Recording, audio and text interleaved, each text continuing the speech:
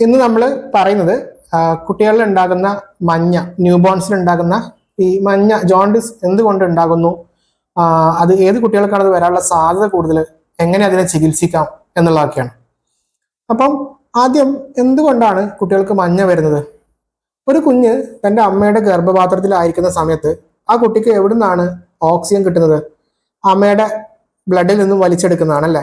അപ്പൊ അങ്ങനെ ആ കുഞ്ഞ് തന്റെ അമ്മയുടെ ബ്ലഡിൽ നിന്നും ഓക്സിജൻ നല്ല രീതിയിൽ വലിച്ചെടുക്കണം എന്നുണ്ടെങ്കിൽ കുഞ്ഞിന്റെ ശരീരത്തിൽ നല്ല രീതിയിൽ ഹീമോഗ്ലോബിന്റെ അളവ് ഉണ്ടാവണം. കാരണം ഈ ഹീമോഗ്ലോബിൻ ആണല്ലോ ഓക്സിജനെ ക്യാരി ചെയ്യുന്ന ആള്. അതുകൊണ്ട് തന്നെ ഒരു കുട്ടിയുടെ ശരീരത്തിൽ, ഒരു ജനിക്കുന്ന കുഞ്ഞിന്റെ ഒരു കുഞ്ഞ് ഗർഭപാത്രത്തിലായിരിക്കുന്ന സമയത്ത് ആ കുട്ടിയുടെ ശരീരത്തിൽ ഒരുപാട് ഹീമോഗ്ലോബിന്റെ അളവ് ഭയങ്കര കൂടുതലായിരിക്കും. ഇപ്പം ഒരു കുഞ്ഞ് ജനിച്ച ഉടനെ ആ കുട്ടിയുടെ ബ്ലഡ് എടുത്ത് പരിശോധിച്ചാൽ ആ കുഞ്ഞിന്റെ ഹീമോഗ്ലോബിൻ 18, 20 ഉള്ള കേസ് ഉണ്ട്. പക്ഷെ നിങ്ങളെ ഹീമോഗ്ലോബിനോ, നിങ്ങളെ ബ്ലഡ് പരിശോധിക്കുമ്പോൾ നിങ്ങളുടെ ഹീമോഗ്ലോബിൻ എത്ര ആയിരിക്കും? ചിലപ്പം 10, 12 ഒക്കെ അല്ലേ? അപ്പം ഇങ്ങനെ അമിതമായ കൂടുതലായിട്ടുള്ള ഹീമോഗ്ലോബിൻ ഒരു കുട്ടിയുടെ ശരീരത്തിൽ ഉണ്ടാവുക, ജനിക്കുന്നതിന് മുമ്പ് ഉണ്ടാവുക എന്ന് പറഞ്ഞാൽ അത് അത്യാവശ്യമുള്ള കാര്യമാണ്. എന്നാൽ മാത്രമാണ് അമ്മയിൽ നിന്ന് നല്ല രീതിയിൽ ബ്ലഡ് എടുക്കാൻ പറ്റുള്ളൂ. പക്ഷെ ഒരു കുട്ടി ജനിച്ചു കഴിഞ്ഞാൽ ആ കുട്ടിക്ക് എവിടുന്ന ഓക്സിജൻ കിട്ടുന്നത്? ആ കുട്ടി അകത്തോട്ട് എടുക്കുന്ന വായുവിൽ നിന്നാണ് ഓക്സിജൻ കിട്ടുന്നത്. അപ്പൊ ജനിച്ചതിന് ശേഷം ഇത്രയും ഹീമോഗ്ലോബിൻ വേണോ? വേണ്ട. അപ്പൊ നമ്മുടെ ശരീരം എന്ത് ചെയ്യും? ഒരു കുട്ടി ജനിച്ച് 1-2 ദിവസം കഴിയുമ്പോൾ ഈ അമിതമായിട്ട് ഗർഭപാത്രത്തിലായിരിക്കുമ്പോൾ ഉണ്ടാക്കി വെച്ച ഹീമോഗ്ലോബിൻ പൊട്ടിച്ചു കളയും. മനസ്സിലായോ? ഏതൊരു വസ്തുവും പൊട്ടുന്ന സമയത്ത് ഒരു വേസ്റ്റ് ഉണ്ടാവുമല്ലോ. ഈ ഹീമോഗ്ലോബിൻ പൊട്ടുന്ന സമയത്ത് ഉണ്ടാകുന്ന ഒരു ബൈ പ്രോഡക്റ്റ് അല്ലെങ്കിൽ ഒരു വേസ്റ്റ് ആണ് ബിലിറൂബിൻ. ഈ ബിലിറൂബിൻ ആണ് നമ്മുടെ കുഞ്ഞുങ്ങളുടെ ശരീരത്തിന് മഞ്ഞ കളർ നൽകുന്നത്. അപ്പൊ ഇതുവരെ പറഞ്ഞതിൽ നിന്ന് എന്ത് മനസ്സിലായി? ഏതൊരു കുട്ടിക്കും കുറച്ചൊക്കെ ഒരു മഞ്ഞ വരിക എന്ന് പറഞ്ഞാൽ അതൊരു പ്രകൃതി പ്രതിഭാസമാണ്, നാച്ചുറൽ ആണ്, ഉണ്ടാവേണ്ട ഒന്നാണ്. അപ്പൊ നിങ്ങൾക്ക് ഇപ്പൊ ഒരു സംശയം ഉണ്ടാവും, അങ്ങനെയാണെങ്കിൽ എല്ലാ കുട്ടികൾക്കും മഞ്ഞ ഉണ്ടാവേണ്ടതല്ലേ? പക്ഷെ ചില കുട്ടികൾക്കല്ലേ നിങ്ങൾ മഞ്ഞ കാണുന്നുള്ളൂ. അവിടെ നിങ്ങൾ മനസ്സിലാക്കേണ്ടത്, എല്ലാ കുട്ടികളുടെയും ബ്ലഡിൽ ബിലിറൂബിന്റെ അളവ് കൂടുന്നുണ്ട്. അത് ബ്ലഡ് എടുത്ത് പരിശോധിച്ചാൽ അറിയാം. നമ്മുടെയൊക്കെ ബ്ലഡിലെ ബിലിറൂബിൻ 1-ന് താഴെ, 2-ന് താഴെയാണ്. പക്ഷെ ഏതൊരു കുട്ടിയുടെ ബിലിറൂബിൻ നിങ്ങൾ 2-മത്തെ 3-മത്തെ ദിവസം എടുത്തു കഴിഞ്ഞാൽ അത് 5, 6, 7 ഒക്കെ ആയിരിക്കും. പക്ഷെ ചില കുട്ടികൾക്ക് കുറച്ച് അധികം ആവുന്നതുകൊണ്ടാണ് തൊലിപ്പുറത്ത് കാണുന്നത്. ഇപ്പൊ മനസ്സിലായല്ലോ? അപ്പൊ നിങ്ങളുടെ കുട്ടിക്ക് മഞ്ഞ വന്നു വിചാരിച്ച് പേടിക്കേണ്ട ആവശ്യമില്ല, അത് നാച്ചുറൽ പ്രോസസ്സാണ്. പിന്നെ എന്തിനാണ് നമ്മൾ ഈ മഞ്ഞയെ കിടത്തി ചികിത്സിക്കുന്നതും ഭയപ്പെടുന്നതും?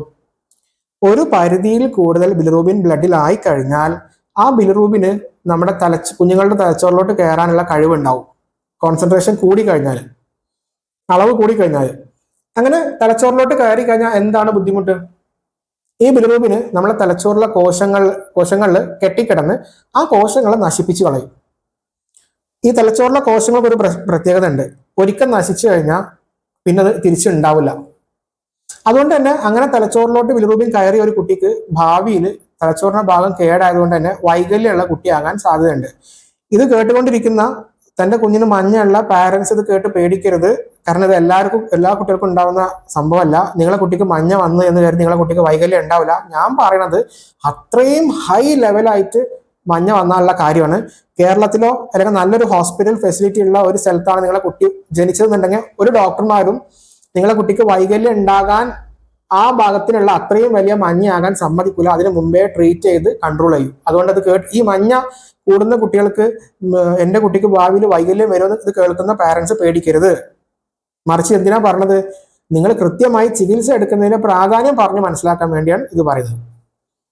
അപ്പൊ അതുകൊണ്ടാണ് മഞ്ഞയെ നമ്മൾ സീരിയസ് ആയി കാണുന്നത്. അപ്പൊ ചുരുക്കി പറഞ്ഞാൽ കുഞ്ഞിന് മഞ്ഞ വരിക എന്നുള്ളത് ഭയപ്പെടാനുള്ള ഒന്നല്ല, മറിച്ച് മഞ്ഞയുടെ അളവ് കൂടുന്നതാണ് ഭയപ്പെടേണ്ട ഒന്ന്. അപ്പൊ നിങ്ങൾക്ക് ഒരു സംശയം വരും, എങ്ങനെയാണെങ്കിൽ എത്രയാണ് ഏറ്റവും കൂടിയ മഞ്ഞ അളവ്? എന്താണ് ബ്ലഡിൽ എത്ര ആയിരിക്കണം? അതിനെനിക്കൊരു ഒറ്റ ഉത്തരം പറയാൻ കഴിയില്ല. കാരണം ഒരു കുഞ്ഞിന്റെ ഓരോ ദിവസവും ഏറ്റവും കൂടിയ മഞ്ഞയുടെ അളവ് വ്യത്യാസമാണ്. 1-മത്തെ ദിവസം ഉള്ള പോലെ അല്ല 2-മത്തെ ദിവസം. അതുപോലെ തന്നെ പ്രീ ടേം ആയി ജനിക്കുന്ന കുട്ടികൾക്ക് എത്രയാണോ ഡേഞ്ചർ ആയിട്ടുള്ള മഞ്ഞ, അതല്ല ടേം ആയി ജനിക്കുന്ന കുട്ടികൾക്ക്. അതൊക്കെ വ്യത്യാസമുള്ളതാണ്, ഒറ്റ ആൻസർ ആയിട്ട് പറയാൻ പറ്റില്ല. അപ്പൊ അത് നിങ്ങളുടെ ഡോക്ടർ നിങ്ങൾക്ക് പറഞ്ഞുതരും. ഇനി അടുത്ത ചോദ്യം, എങ്ങനെയാണ്, ഏതൊക്കെ കുട്ടികൾക്കാണ് ഈ മഞ്ഞ കൂടാൻ സാധ്യതയുള്ളത്? ചില ആളുകൾക്ക് ഈ മഞ്ഞ അമിതമാവാൻ സാധ്യതയുണ്ട്. ഒന്ന്, അമ്മയുടെ ബ്ലഡ് ഗ്രൂപ്പ് O ഗ്രൂപ്പും കുഞ്ഞ് O അല്ലാത്ത ഗ്രൂപ്പും ആയി കഴിഞ്ഞാൽ അങ്ങനെ ജനിക്കുന്ന കുട്ടികൾക്ക് മഞ്ഞ വരാനുള്ള സാധ്യത കുറച്ച് കൂടുതലാണ്. അതിനൊരു കാരണമുണ്ട്, കുറച്ച് അധികം വിശദീകരിക്കുന്നതുകൊണ്ട് ഇവിടെ പറയുന്നില്ല. 2-മത്തെ കാര്യം, അമ്മയുടെ ബ്ലഡ് ഗ്രൂപ്പ് നെഗറ്റീവ് ഗ്രൂപ്പ്, കുട്ടി പോസിറ്റീവുമാണ് എന്നുണ്ടെങ്കിൽ കുട്ടിക്ക് മഞ്ഞ ഉണ്ടാകാനുള്ള സാധ്യത കൂടുതലാണ്. ഇത് പ്രത്യേകിച്ചും 2-മത്തെ കുട്ടികൾ തൊട്ടാണ് മഞ്ഞ ഉണ്ടാവാനുള്ള സാധ്യത കൂടുക. ചിലപ്പോൾ ഫസ്റ്റ് കുട്ടി ഇതിന് രക്ഷപ്പെടും, രണ്ടാമത് ജനിക്കുന്ന കുട്ടി തൊട്ടാണ് ഈ അമ്മ നെഗറ്റീവ് ആണെന്നുള്ള മഞ്ഞയുടെ പ്രശ്നം കൂടുതലായി കാണുക. അടുത്ത ഒരു ഗ്രൂപ്പാണ്, ഈ മഞ്ഞ കൂടാൻ സാധ്യതയുള്ള ഗ്രൂപ്പാണ് പ്രീടേം ആയി ജനിക്കുന്ന കുട്ടി. പ്രായം തികയാതെ ജനിക്കുന്ന കുട്ടികൾക്ക് മഞ്ഞ വരാനുള്ള സാധ്യത കൂടുതലാണ്. അടുത്ത ഒന്നാണ് തൂക്കക്കുറവോട് കൂടി ജനിക്കുന്ന കുട്ടികൾക്ക് മഞ്ഞ വരാൻ സാധ്യത കൂടുതലാണ്. അതുപോലെ തന്നെ അമ്മ പാല് കൊടുക്കുന്നത് കുറഞ്ഞാൽ മഞ്ഞ കൂടാൻ സാധ്യത കൂടുതലാണ്.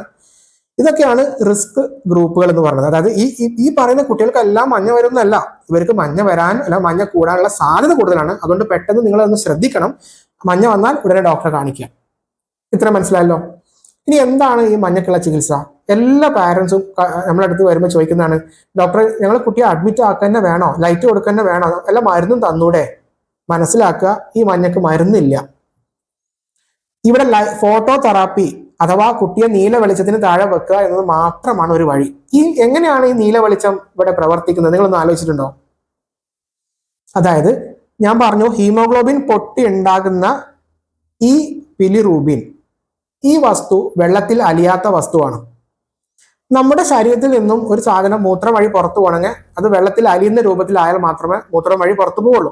പക്ഷെ ഈ ബിലിറൂബിൻ വെള്ളത്തിൽ അലിയാത്ത രൂപമായതുകൊണ്ട് തന്നെ മൂത്രത്തിലൂടെ പുറത്തു പോലെ നമ്മുടെ ശരീരത്തിൽ കെട്ടിക്കിടക്കും. അപ്പൊ ഒരു കുട്ടിയെ നമ്മൾ ഈ നീല വെളിച്ചത്തിന് ഫോട്ടോതെറാപ്പി ലൈറ്റിന് താഴെ കൊണ്ടുവച്ചാൽ എന്ത് സംഭവിക്കും?